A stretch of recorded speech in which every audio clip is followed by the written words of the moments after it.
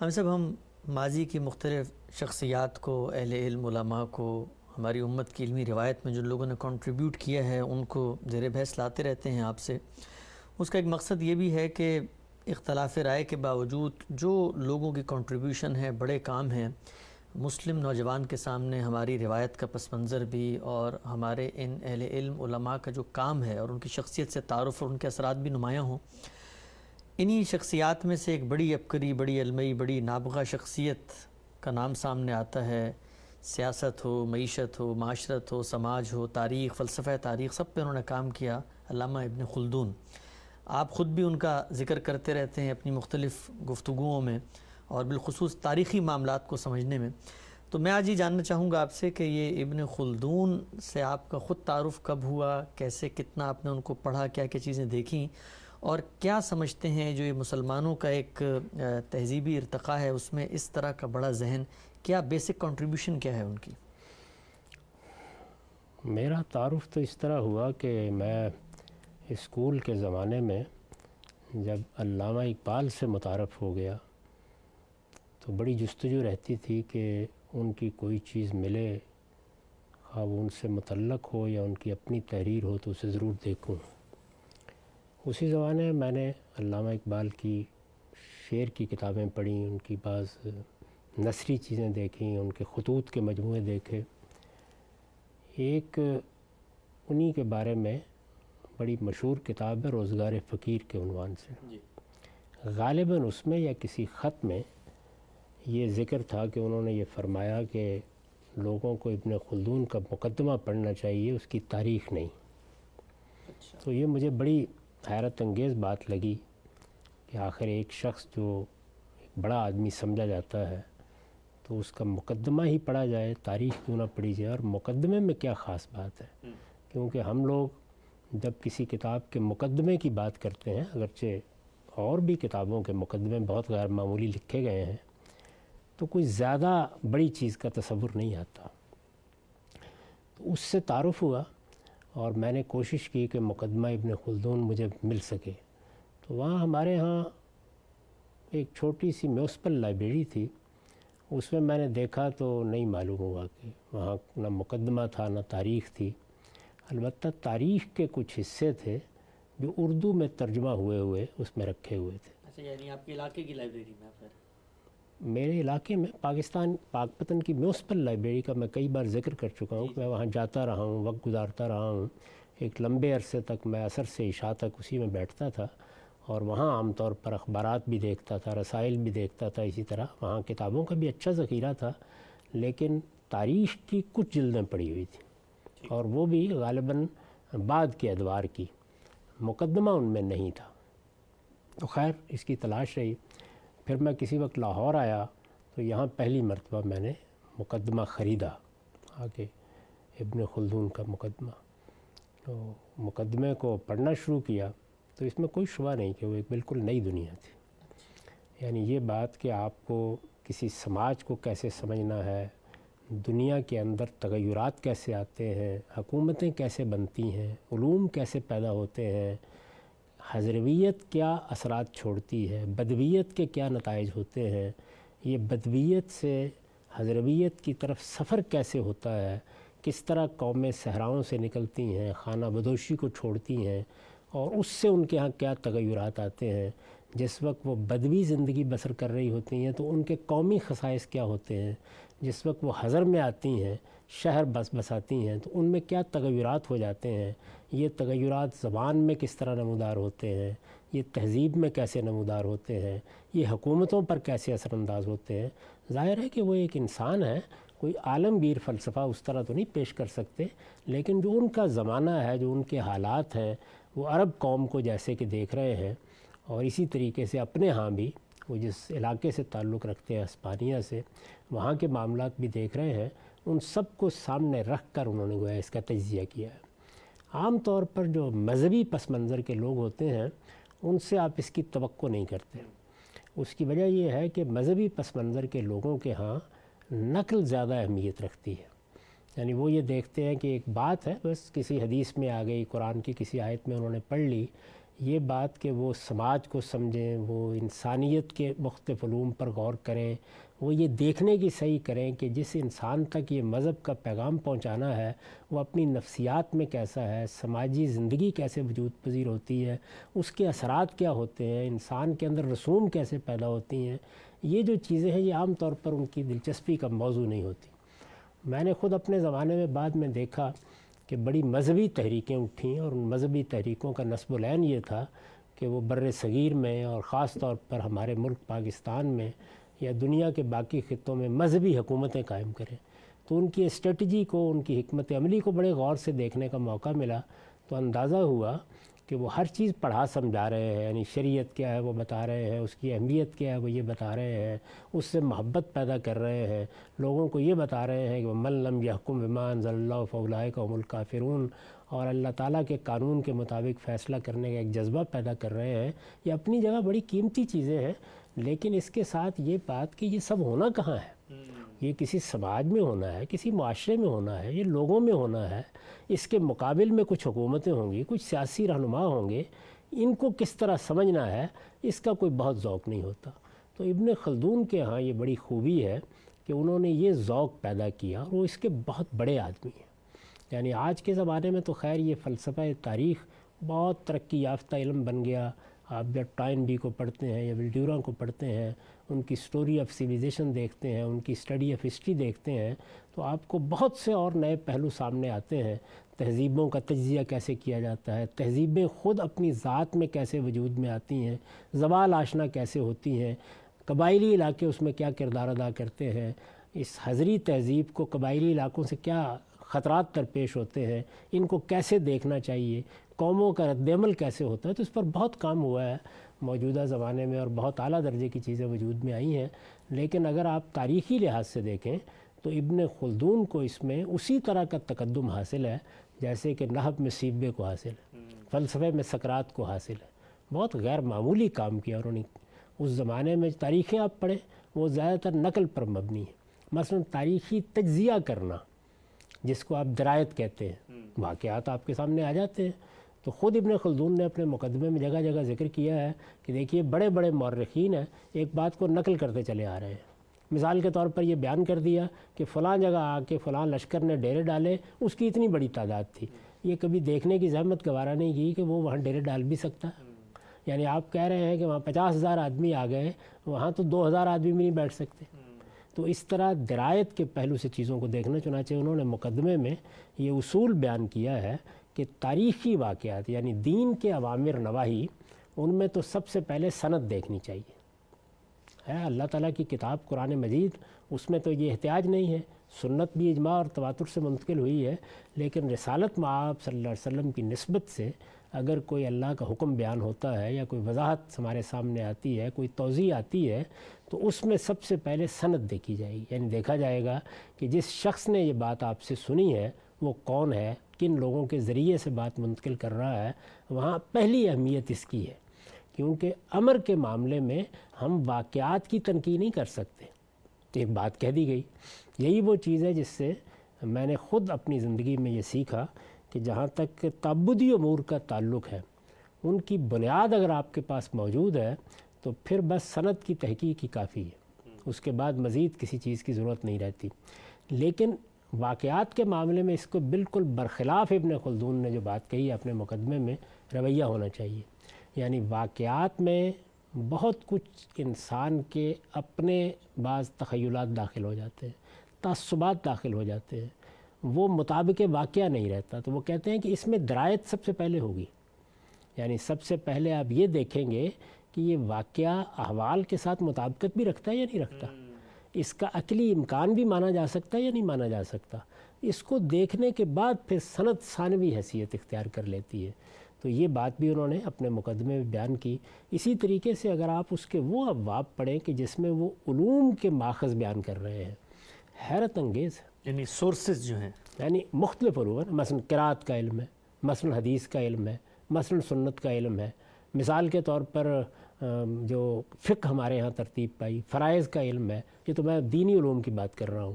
دنیا کے علوم میں جو صنعتیں ان کے زمانے تک موجود تھیں، جس طرح کے ہنر ان کے زمانے تک موجود تھے، حتیٰ کہ جادو اور مسمرزم اور اس طرح کی چیزوں تک کے بارے میں بھی وہ معلومات ہم پہنچاتے ہیں کہ ان کی ابتدا کیسے ہوئی، یہ علوم پیدا کیسے ہوئے،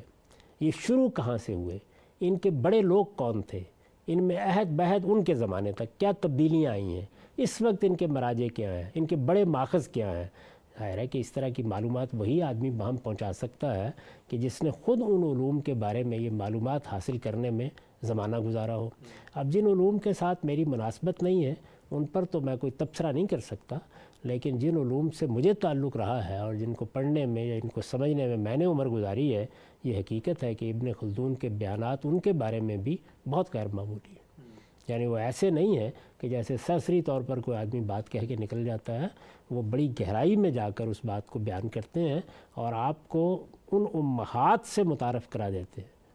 یعنی جو سورس بکس ہوتی ہیں کسی بھی علم میں، کہ وہ کون کون سی ہیں۔ یعنی آپ اگر اس علم میں یہ 3 یا 4 کتابیں دیکھ لیں تو آپ کو پتہ چل جائے گا کہ یہ علم حقیقت میں کیا ہے اور اس کی بنیادیں کہاں سے استوار کی ہیں۔ علم کی ہسٹری کی روایت ٹریس کر لیتے ہیں، پوری کی پوری معلوم ہو جاتی ہے اس کے نتیجے میں۔ خود میرے اپنے جلیل القدر استاذ امام امین حسن اصلاحی کے ساتھ جب میری ابتدا میں ملاقاتیں ہوئیں طالب علمی کے زمانے میں، تو انہوں نے یہی کہا مجھ سے کہ ایک بڑی چیز جو ایک بڑا استاد دے سکتا ہے وہ یہ ہے کہ وہ جن علوم میں آپ کی تربیت کر رہا ہے اس کی امہات آپ کو بتا دے، ورنہ تو ہر علم میں ہزاروں کتابیں موجود ہوتی ہیں، لیکن وہ ہزاروں کتابیں اصل میں کتابوں سے لکھی جاتی ہیں۔ وہ چند چیزیں ہوتی ہیں جن کو سورس بکس کی حیثیت حاصل ہے، امہات کتب کی حیثیت حاصل ہے، وہ معلوم ہونی چاہیے۔ تو ابن خلدون آپ کو ہر علم میں بتاتے ہیں کہ اس کی امہات یہ ہے، اس کے بڑے لوگ یہ ہیں، اور ان کے خصائص تک، ضروری خصائص تک آپ کو بتا دیتے ہیں، جس سے ایک چیز روز روشن کی طرح واضح ہو جاتی ہے۔ تو اس لحاظ سے ابن خلدون اپنے مقدمے میں جو فلسفہ تاریخ ہے اس کو نہایت خوبی کے ساتھ اپنے زمانے، اپنے عہد سے، میں نے عرض کیا کہ ہر علم عہد بہد آگے بڑھتا ہے اور وہ ترقی کرتا ہے، اور بعد کے زمانوں میں ہم اس کو بڑی دور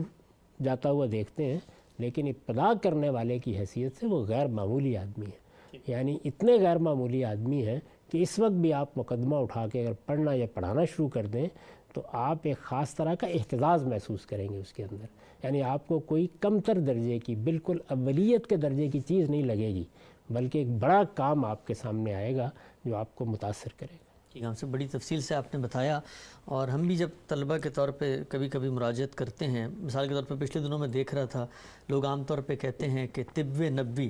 تو ابن خلدون نے اس پوری کی پوری جو ہسٹوریکل ریکارڈ ہے رسول اللہ کی نسبت سے یا امہات کی نسبت سے آتا ہے، اس کی پلیسمنٹ جہاں کی ہے وہ قبائلی عہد کی طب میں کی ہے۔ تو ایک بڑا آدمی جو انفارمیشن کا ایک انبار ہے اس کو پلیس کر کے ہسٹری کو ٹریس کرتا ہے۔ سوال ایک ذہن میں یہ آتا ہے کہ یہ جس عہد میں ہے، ظاہری بات ہے آج سے کئی سو سال پہلے کے آدمی ہیں اور اس عہد میں کھڑے ہوئے مختلف حقائق بیان کر رہے ہیں۔ میں پوچھنا آپ سے چاہتا ہوں کہ موجودہ دور میں ہم یہ دیکھتے ہیں کہ بہت بحث ہوتی ہے لوگوں میں سیاست کے معاملے میں، اور علم سیاست کے حوالے سے بھی انہوں نے کہ قبائلی عہد اور حضری عہد اور تمدن میں، سویلائزیشن میں کیا ارتقاء ہوتا ہے۔ آپ کو لگتا ہے کہ آج کے دور میں یہ جو سیاسی ڈائنامکس پیدا ہو گئی ہیں ان کو سمجھنے میں بھی کہ کیسے اقدار بنتی ہیں، کیسے لوگوں کی وہ موٹیویشن کسی شخص کے گرد جمع ہوتی ہے، کیسے زمین پہ اس کا ایک اقتدار قائم ہوتا ہے، سیاسی حقائق کی اصل حقیقت کیا ہے، ابن خلدون کو آج کے دور میں اگر ہم پڑھیں تو کوئی ریلیونس آج بھی ہم قائم کر سکتے ہیں؟ میں تو یہ سمجھتا ہوں کہ جو چند کتابیں ہمیشہ نصاب کا حصہ بنی رہنی چاہیے، اور جن لوگوں کو بھی کچھ بصیرت حاصل کرنی ہے علم میں، علوم میں، سماج میں، معاشرے میں، تاریخ میں، انہیں مقدمہ ضرور پڑھنا چاہیے۔ اچھا، یہ بات جو علامہ اقبال کے حوالے سے میں نے بیان کیا، میرے ذہن میں اس وقت اس کا ذہن میں نہیں آ رہا کہ کہاں پڑھی تھی، غالباً روزگار فقیر میں یا کسی خط میں۔ تو یہ بات جو میں نے آپ کی خدمت میں عرض کی ہے، یہ بھی بعد کے تجربات سے بالکل صحیح ثابت ہوئی۔ یعنی ابن خلدون نے جو اصول اپنے مقدمے میں بیان کیے ہیں، جس طرح کی تنقیح کی ہے، فلسفہ تاریخ کے جو بنیادی مقدمات واضح کیے ہیں، ان کو اپنی تاریخ میں اس طرح اطلاق کر کے نہیں دکھا سکے۔ اچھا، یعنی تاریخ میں اس کا ظہور نہیں ہوا۔ یہ صاف معلوم ہوتا ہے کہ اس میں پھر وہی غلبہ ہو گیا کہ ایک کتاب کئی مجلدات کے اوپر ترتیب پانی چاہیے، جتنی محنت اس کے لیے چاہیے انہوں نے اصول جو قائم کیے اس کا ظہور ہمیں وہاں اس درجے میں نظر نہیں آتا، اگرچہ ان کی عبقریت تو وہاں بھی نمایاں ہے، کسی چیز کا تجزیہ کریں گے تو ایک خاص درجے میں کرتے ہیں۔ تاہم یہ جو سوال آپ نے کیا اس کے جواب میں یہ عرض ہے کہ یہ بڑی اہم بات ہے، یعنی آج کے زمانے میں بھی جو لوگ سیاسی جماعتیں بناتے ہیں،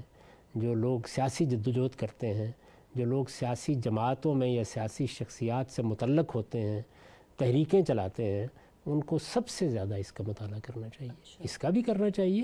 اور اس کے علاوہ جو بعد میں فلسفہ تاریخ پر مغرب میں کام ہوا ہے اس کا بھی مطالعہ کرنا چاہیے۔ ان کو ٹائنبی کو بھی پڑھنا چاہیے، ان کو ولڈورا کو بھی پڑھنا چاہیے، ان کو اور بڑے لوگوں کے علوم کا بھی مطالعہ کرنا چاہیے، تاکہ انہیں یہ اندازہ ہو کہ قومیں کیسے بنتی ہیں، ان کے بنیادی اجزاء کیا ہوتے ہیں، ان میں بدویت کیا اثرات ڈالتی ہے، قبائلی زندگی کے کیا اثرات ہوتے ہیں، ان میں جو لوگ دیہات میں رہتے ہیں ان کی کیا نفسیات ہوتی ہے، جاگیردارانہ تمدن کس طرح کے لوگ پیدا کر دیتا ہے، خانہ بدوشی کی زندگی کے کیا اثرات ہوتے ہیں، بڑے شہر جب آباد ہو جاتے ہیں تو وہاں کیا تبدیلیاں اور تغیرات آ جاتے ہیں، انسانوں کی بنیادی تقسیم کس نوعیت کی ہے،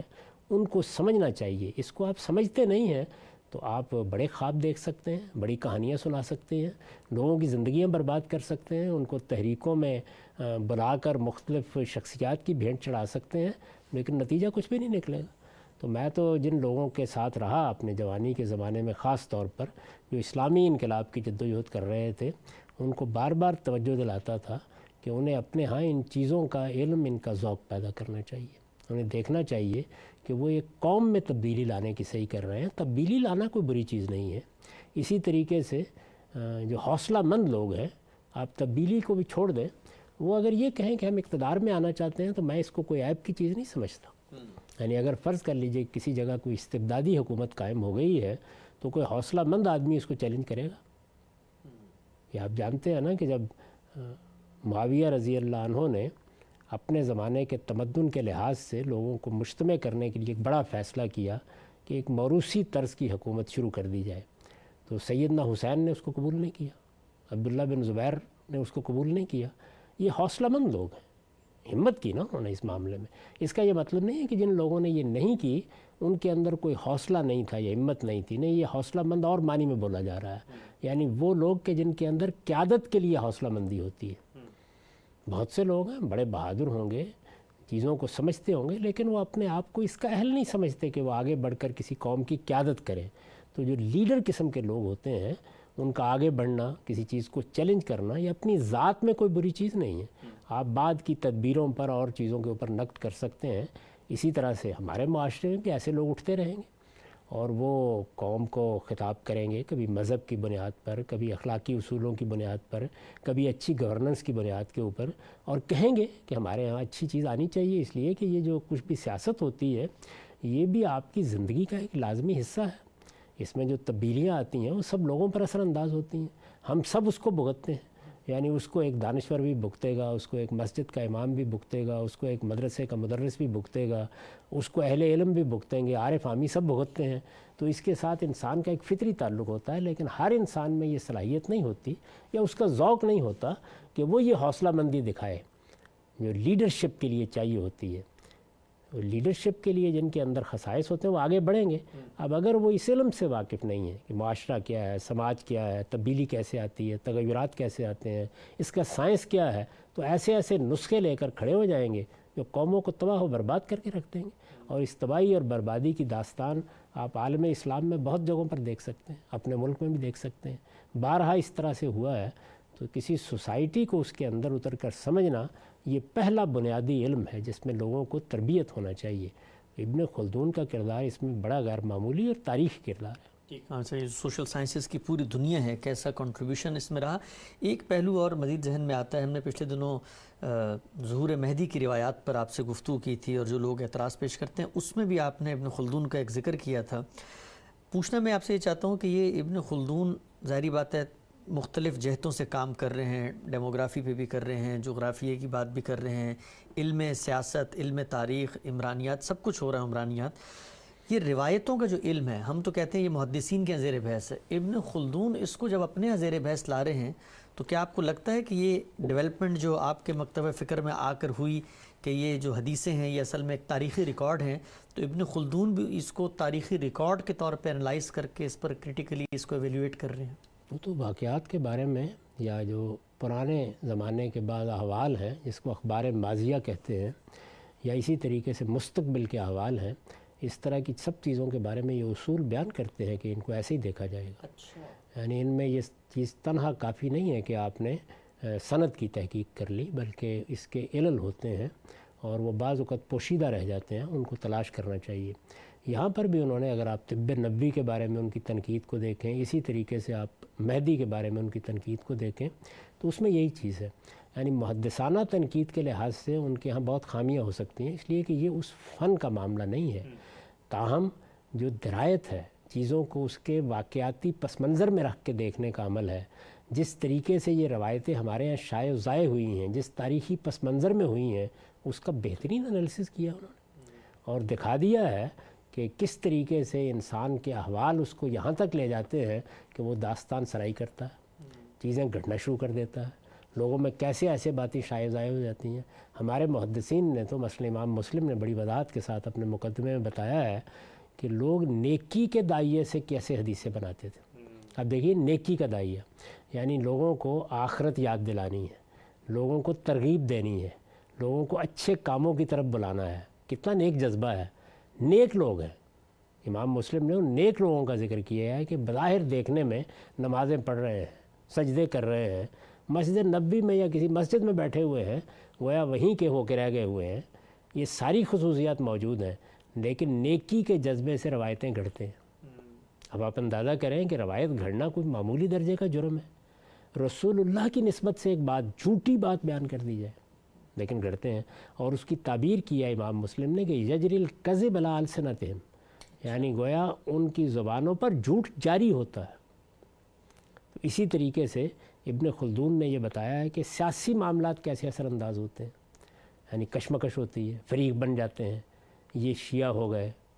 یہ سنی ہو گئے، یہ شیعان معاویہ ہو گئے، یہ شیعان علی ہو گئے، یہ مختلف گروہ جب بن جاتے ہیں تو پھر یہ مذہبی پس منظر میں کس طرح کا استدلال کرتے ہیں، وہ استدلال جب وجود میں آ جاتا ہے تو اس کی تائید میں کس کس درجے میں آگے بڑھ جاتے ہیں، کیسے کیسے تجاوزات ہوتے ہیں، تو اس کا انہوں نے تجزیہ کر کے مہدی کی روایات میں بھی بتایا، طب نبوی میں بتایا۔ یعنی وہاں یہ بتایا کہ ایک شخصیت جس کو تم پیغمبر سمجھتے ہو، اس کو اس کی شخصی حیثیت سے بھی دیکھنا ضروری ہے۔ یہ دیکھنا ضروری ہے کہ وہ ایک علاقے میں پیدا ہوئے ہیں، ایک قوم میں پیدا ہوئے ہیں، وہاں کی کچھ علمی روایات ہیں جو ان کو منتقل ہوئی ہیں، وہاں کی کچھ تہذیبی روایات ہیں جن کے اندر انہوں نے آنکھ کھولی ہے، ان سے ان کو مجرد کر کے اللہ تعالیٰ نبوت نہیں دیتے۔ اخلاقی لحاظ سے تو اللہ کا پیغمبر اپنی قوم کا بھی گلے سرسبد ہوتا ہے اور وہ انسانیت کا بھی بہترین نمونہ ہوتا ہے، لیکن اپنی تہذیبی اور اپنی تاریخی اور اپنی سماجی شخصیت کے لحاظ سے تو بہرحال وہ ایک قوم ہی سے تعلق رکھتا ہے، تو وہاں سے کیا چیزیں لے کے آتا ہے، اس کا تجزیہ کر کے انہوں نے بتایا۔ یہ بتایا کہ یہ جو کچھ بھی اس طرح کے نسخے تم دیکھتے ہو کہ فلاں چیز کھا لو تو یہ ہوگا، فلاں چیز کھا لو تو یہ ہوگا، اس کا نبوت سے کوئی تعلق نہیں ہے۔ یہ ایسے ہی ہے جس طریقے سے ہمارے ہاں دیہات میں ہماری بڑی بوڑھیاں، ہمارے بزرگ ہم کو بتاتے ہیں، اور آپ کو معلوم ہے، آپ پنجاب کے دیہات میں چلے جائیں، میں تو دیہات میں بہت عرصہ رہا ہوں، تو وہاں ہر آدمی ایک درجے میں طبیب ہوتا ہے۔ یہ جو آپ کے ڈاکٹر ہیں اور یہ آپ کے کالج ہیں، یہ تو آج کے زمانے کی چیز ہے نا۔ اس سے پہلے ایسا ہی ہوتا تھا کہ کچھ لوگ تھے کہ جو طبیب کی حیثیت سے بڑا غیر معمولی مقام حاصل کر لیتے تھے، لیکن زیادہ تر بوڑھے بزرگ جو روایتوں کی بنیاد پر اپنے مجربات بیان کرتے تھے، بلکہ اگر آپ طب کی کتابیں پڑھیں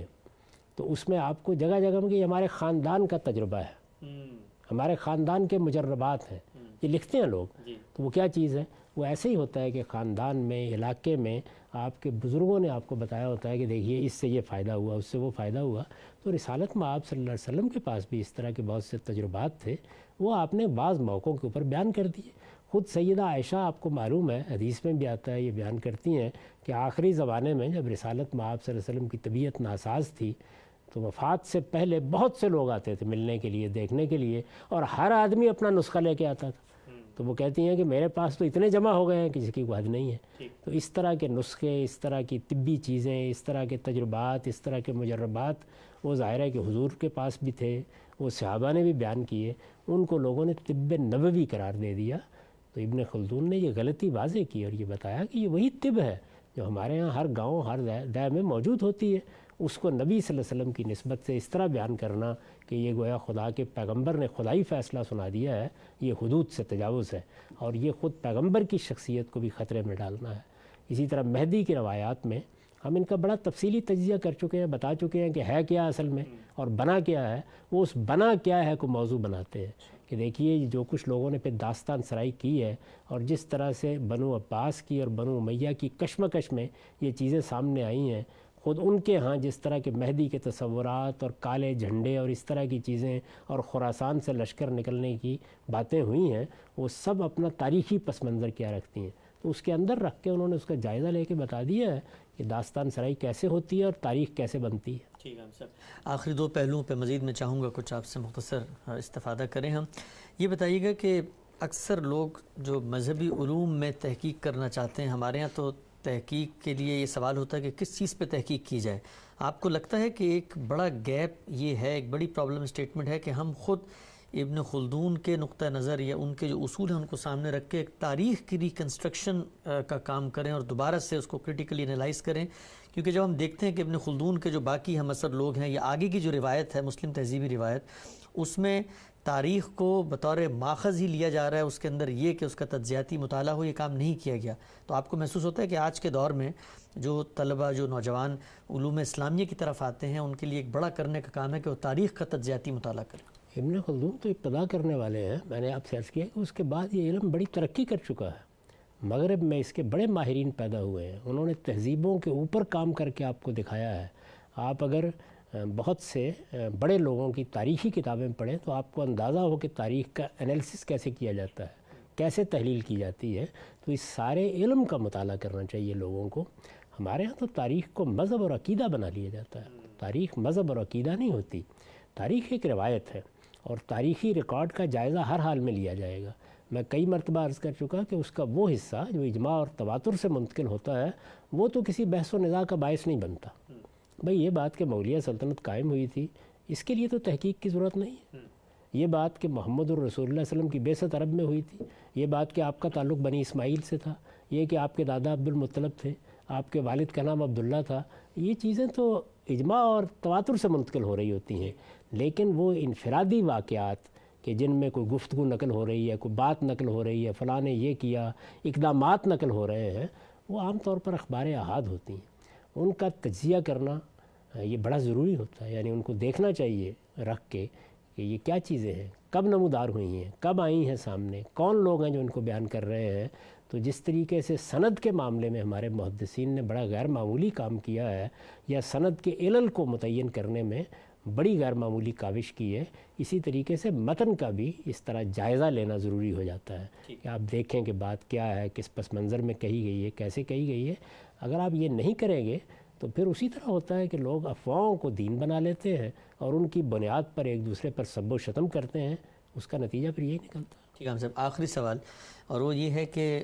آپ بھی اکثر اس کی طرف توجہ دلاتے ہیں، آپ کی گفتگو میں بات موضوع بھی بنتی ہے کہ مسلمان اسی عظمت رفتہ کی بازیافت میں، اسی احیاء میں، اسی دنیا کے اسٹیج کی ایک سپر پاور بننے کے جو خواب دیکھ رہے ہیں،